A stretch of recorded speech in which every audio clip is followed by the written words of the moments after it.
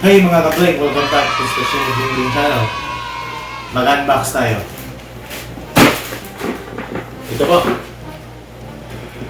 Ngayon ko pa lang ito na-unbox kasi sobrang busy na last few days. So, tara.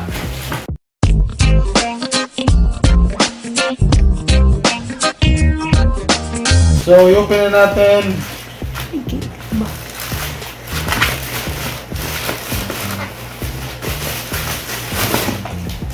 Ito po ay naka-bubble wrap. Okay.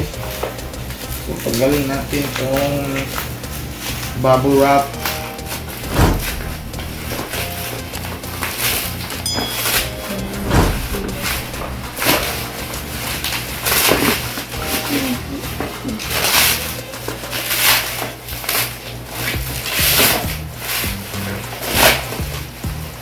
Ito ay Tchan! Ito po ay isang outdoor na antenna. Ito ay Comfast Outdoor High Power Wireless AP. 300 Mbps po up to 76 users po. Ito po ay POA power supply 2.4 GHz double PA high speed. Ang model po niya ay Comfast CF-EW73. Po, naka-sealed po. Nandito po yung features at specifications sa likod ng box. You can check it out na lang po.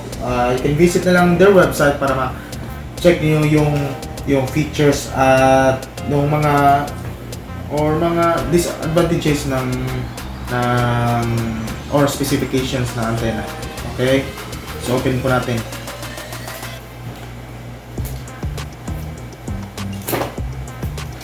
Okay.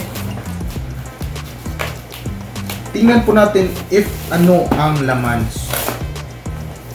Well packaged po yung item. So, secured. So, ito yun. Open natin.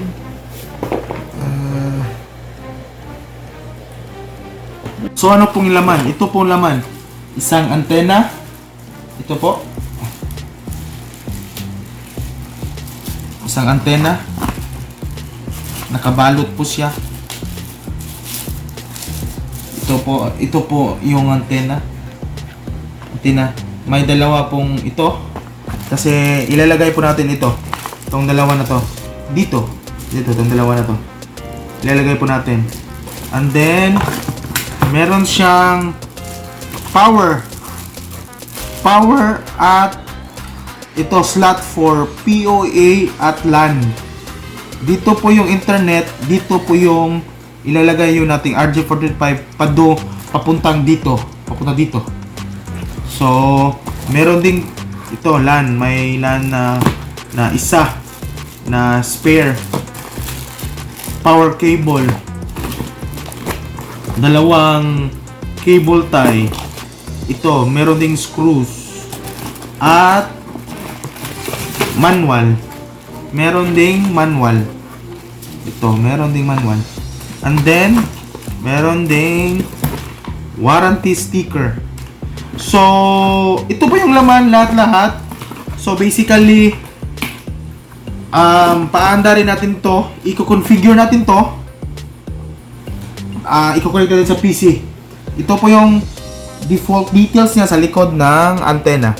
Ito po, default details niya. So, i-configure natin ito at i-connect natin ito sa router. I hope na gagana. Okay? Tara, let's go! So, i-assemble natin yung antenna. Assemble natin. Ito. Ilalagay natin dito. Make sure na tightly plug siya. Just make sure. Yun. Parang yun lang. May space. Ewan ko bakit may space. Ito.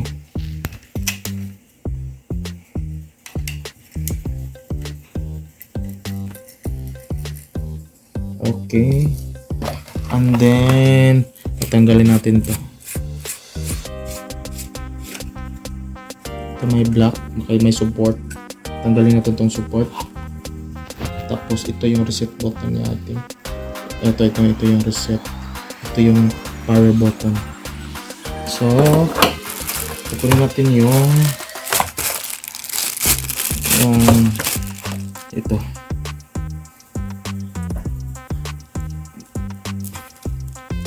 UTP cable. Ilalagay natin dito. Gagamitin natin to. Support. Ito. Para malagay natin ng maigi. Then, may na-slice na dito. Tapos dun. Yun.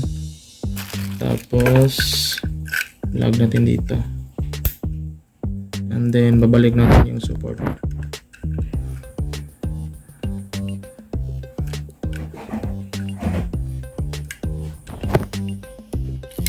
Yan. Tapos ito. Ilagay natin ulit. Pabalik.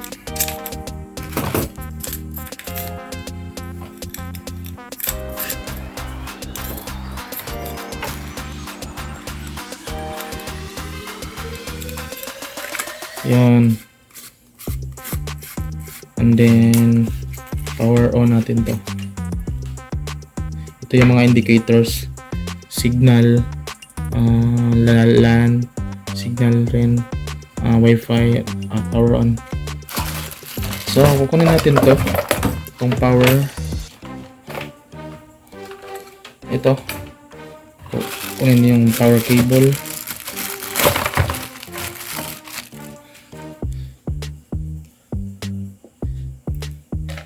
Ito yung power cable. Ilagay natin dito.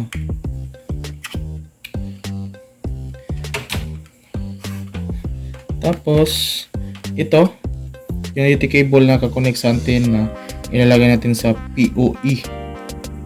Yun. Yan. Tapos, power on natin. Plug natin.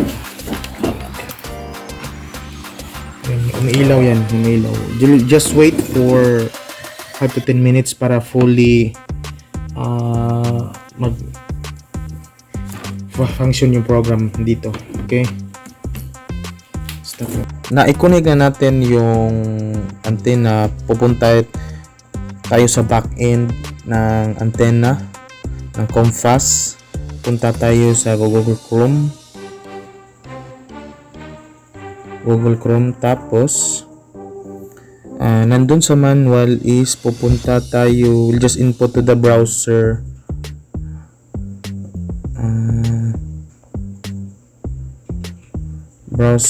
this IP address 192.168.10.1. Makikita po itong step na to sa manual, nandun po sa karton niya. Kung tapo tayo dito sa 192.168.10.1, on pa na natin yung Wi-Fi muna. Connect muna tayo sa antenna, sa Comfast na antenna. Hanapin muna natin. Yan, ito. Comfast FCDA2G. Ito. Connect muna tayo dito before proceeding to the IP address sa backend. Anyway, yung details nito nasa likod po ng antenna, yung default details. Tapos balik tayo sa browser. Ito, punta tayo sa IP address na to. Yan. Yung password niya is default is admin. Ito pa yung default. Tapos password add. Yun. So may options dito na router, bridge, AP at repeater. Meron din ditong status wizard, network users and system. So sa status is yan, status po ng antena. Tapos sa wizard to, select ka lang dito if anong configuration ang gusto nyong gawin sa antena nyo.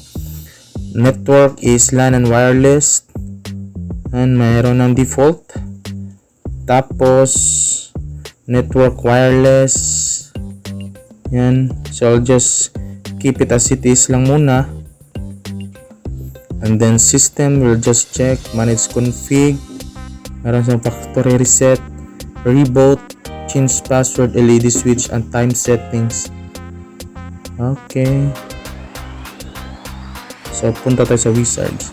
Since gagawin ko tong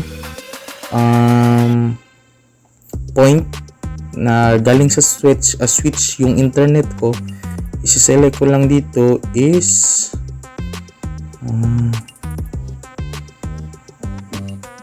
AP router.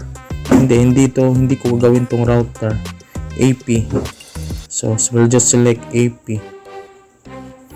So I'll just keep this numbers as it is na lang. Then next, then papalitan natin to ng Wi-Fi name na gagamitan niya, bling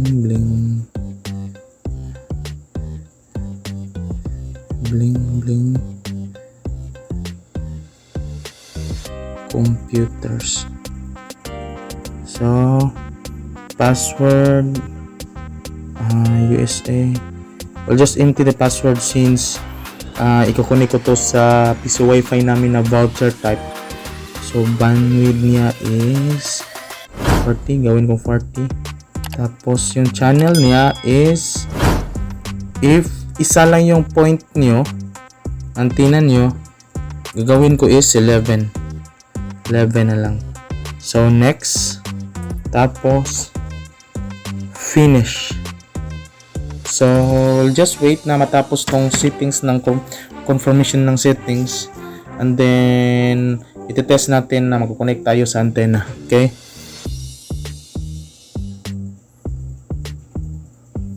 Yun. This site cannot be reached. So successful yung ginawa natin. I-check na lang natin yung internet niya. Okay? So bibigyan po natin ng internet yung antenna natin. Ito. Bibigyan po natin ng internet. Connect natin to sa line. Itong may isang UT cable ako. Tapos ito yung voucher type na router natin. Voucher type. So ilalagay natin dito sa LAN. Bibigyan natin ng internet. So yan. So yan lang. Yan ang setup. So nabigyan natin ng internet yung i-connect natin sa voucher type na router yung antenna. So pangalan ng antenna is, by the way, pinalitan ko na yung name ng router.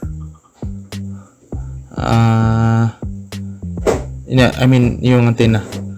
Kasi yan, you need to sign in. Yan. So ito yung voucher type namin na router. I-connect ko siya sa antenna. So gagawin lang dito is try natin if meron internet talaga. Log-in tayo. Kuha muna tayo ng voucher. So lalagay natin yung password GU8K56NR.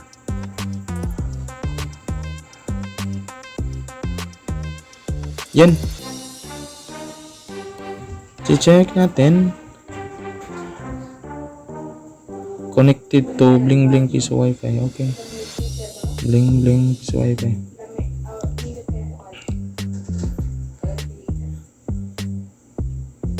Okay. Punta tayo sa Google, sa YouTube para sure. YouTube.